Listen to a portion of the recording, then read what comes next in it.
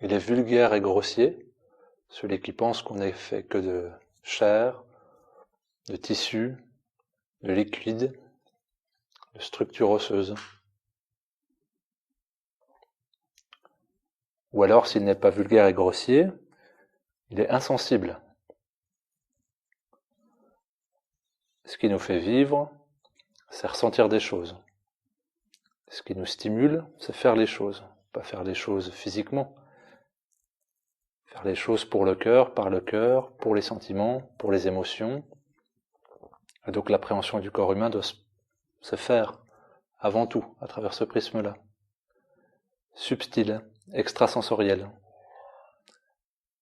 Mais la réalisation, l'incarnation dans le monde dans lequel on est, matériel, elle se fait sur un plan horizontal physique. Mais le conducteur, le catalyseur, c'est le corps, avec toutes ses structures, avec ses 11 systèmes. Mais ce qui anime tout ça, c'est du subtil.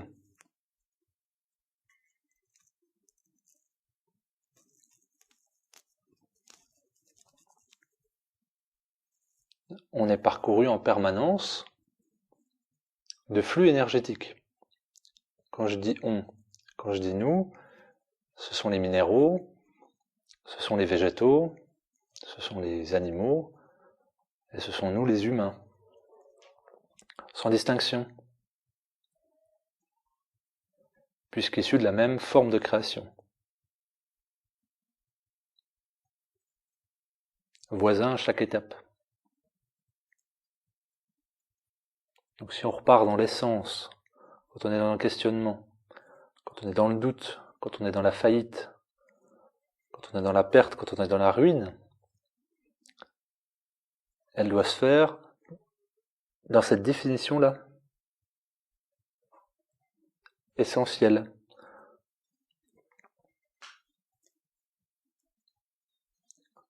Tout le monde n'est qu'une stimulation sensorielle, physique, organique, intellectuelle, mentale, psychologique.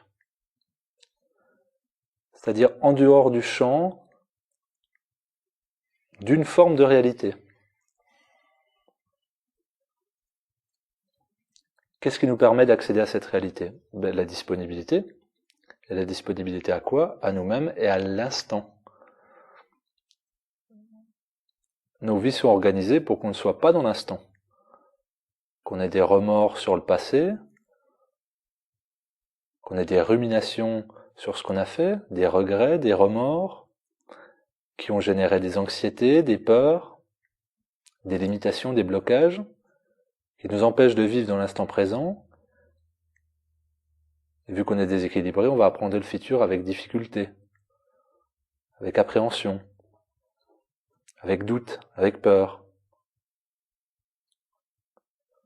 Or, on a une structure invisible, tout à fait définissable, qui nous donne une stabilité. C'est le ressenti et c'est l'instinct.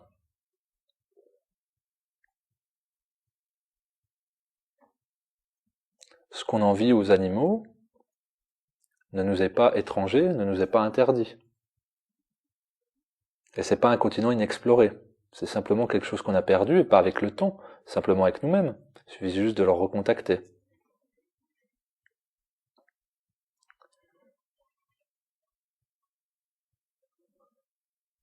Le malheur qu'on a dans une situation, c'est simplement l'incapacité à ressentir, et surtout la difficulté de trancher par rapport à ce ressenti.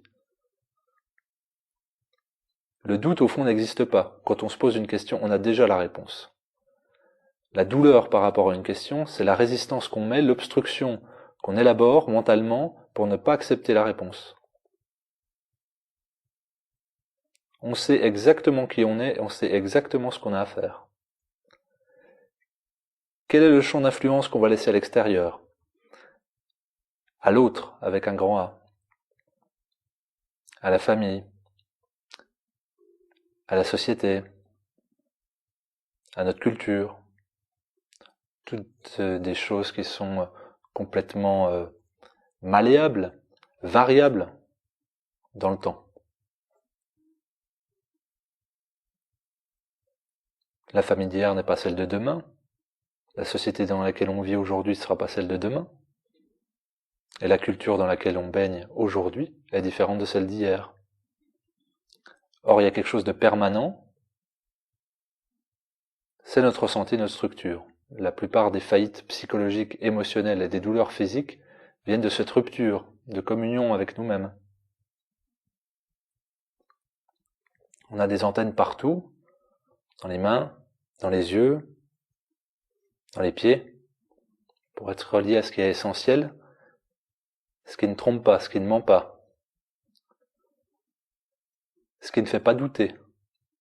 Le doute, c'est la non-acceptation. Le doute, c'est la fuite de ce qui doit être fait, dit et vécu. Je suis malade. Pourquoi suis-je malade? Pas quelle fatalité m'est tombée dessus.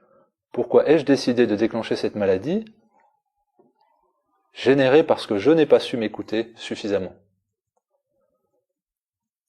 Donc j'exprime un mal.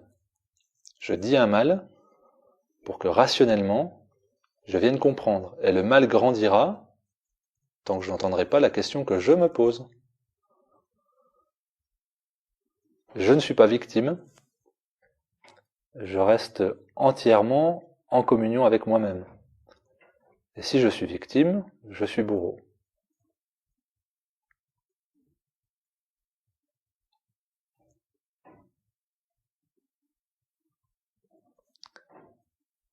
Il ne faut pas voir la difficulté qu'on a à se mettre en relation avec soi-même, il faut voir la chance merveilleuse qu'on a de s'auto-guérir. On peut le voir physiologiquement à travers des mécanismes physiques, sur la lymphe, sur le sang, ce qu'on peut entreprendre pour que nos cellules respirent, communiquent mieux. Mais c'est surtout au niveau de l'aspect subtil que c'est intéressant. Ce qui ne nous épargne pas de le faire en lien avec l'autre, puisque nous sommes des individus sociaux, et qu'on trouvera de la bienveillance, de l'écoute, et de l'aide satisfaisante partout, tout le temps, quand on sera branché pour reconnaître les personnes qui sont de notre nature, à l'instant.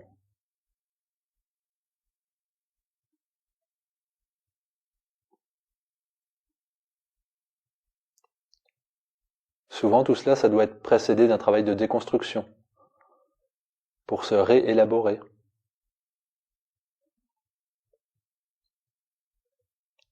On le vit comme une forme de trahison, comme une forme de reniement, par rapport à son histoire, par rapport à ses proches, par rapport à nous-mêmes. Et c'est une évolution qui est toute naturelle. Et nous-mêmes, en mettant un mouvement interne, on va mettre un mouvement externe, on va obliger l'autre à côté de nous à bouger. Et c'est très bien. De la même façon que lui nous oblige à bouger. Une naissance, une séparation, un décès, un changement de vie sont autant d'occasions pour nous de nous adapter aux modifications de l'autre.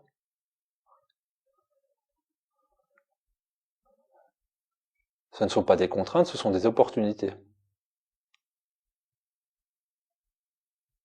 De s'élever, de s'éduquer, de comprendre, de ressentir et de s'adapter, pas dans la violence, pas en y mettant de la résistance, avec un mouvement complètement fluide.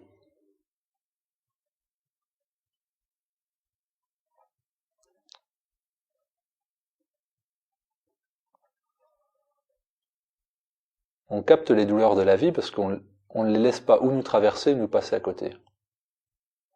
Elles attrapent violemment. Et c'est somatisé toujours au même endroit. Au plexus solaire et sur le thymus, toujours. Alors que ça devrait être deux centres qui sont considérablement épanouis.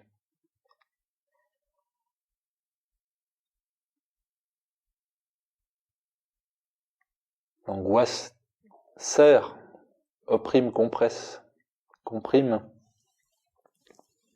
limite. Or, on n'est qu'expansion. On ne vit que pour l'expansion. Il est impensable d'être dans l'ennui.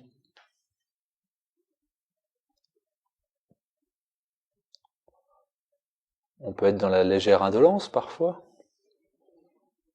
Dans la futilité, c'est pas un blasphème. Dans le repos et dans l'écoute, dans la contemplation. Et là viennent les choses, plus que dans la consommation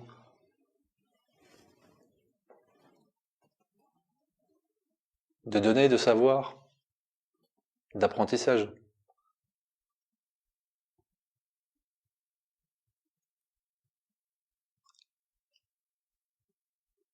La meilleure école et le meilleur temple, c'est nous-mêmes.